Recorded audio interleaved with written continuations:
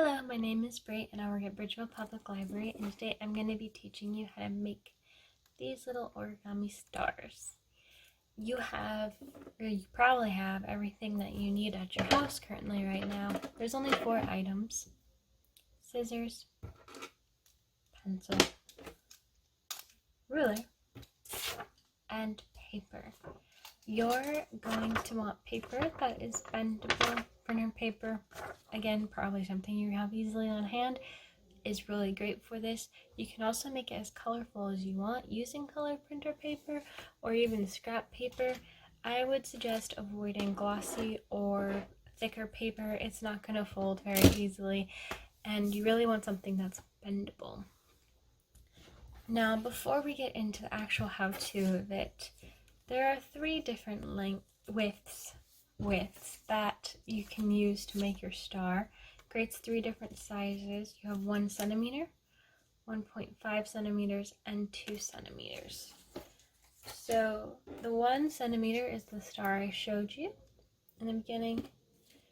1.5 is a little bit bigger, and then the 2 centimeter is obviously the biggest. Without further ado, let's begin.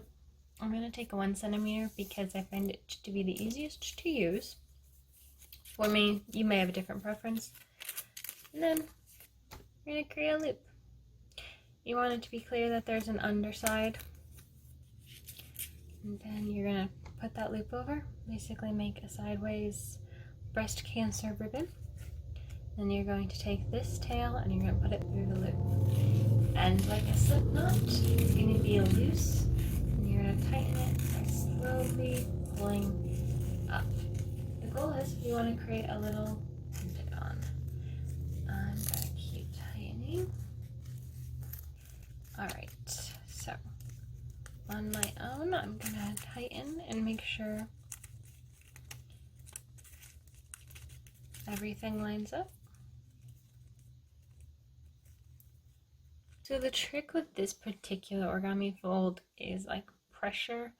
We do want these stars to puff up at the end, so you don't want to make these so like tight and straight that the star won't puff up, but you don't want to do it so loosely that it doesn't know its shape. And show you my finished product, which is this little pentagon with a tail. There's one side with an open little triangle at the bottom, and there's the other that has that straight line. The one with the straight line is going to have a little pocket right here between these 2 pieces of paper that we're going to put that tail into.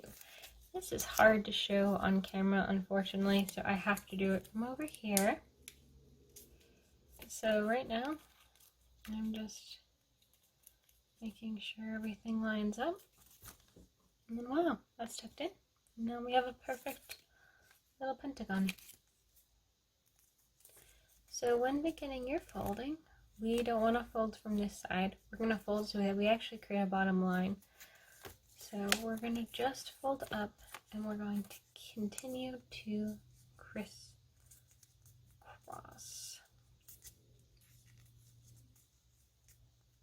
The idea is you always want to keep making these little folds because eventually you will have a little bit left over and you'll need to tuck it in.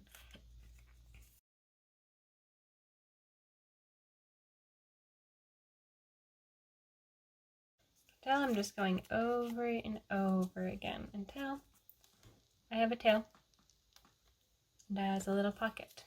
So, same thing as we did when we were done with the loop. I'm gonna tuck that in. Alright, so again, mine's a little lopsided, but that's okay. I have 5 points of my pentagon and I'm gonna start pinching, or the puffing process, I guess you can call it. If you have long nails like I do, I suggest not using your nails. Use the pads of your fingers. Find that to be a little more helpful. And you're just going to pinch alongside each point. And slowly, your star should puff up. And how you pinch will really bring the definition to the star. We're just going to be a little sideways with this star. there you go. There you have it. You have now made an origami star. Please let us know if you do anything fun or creative or colorful with your stars, or if you have any tips or tricks that you found as you started doing it. Thank you, and have a good day.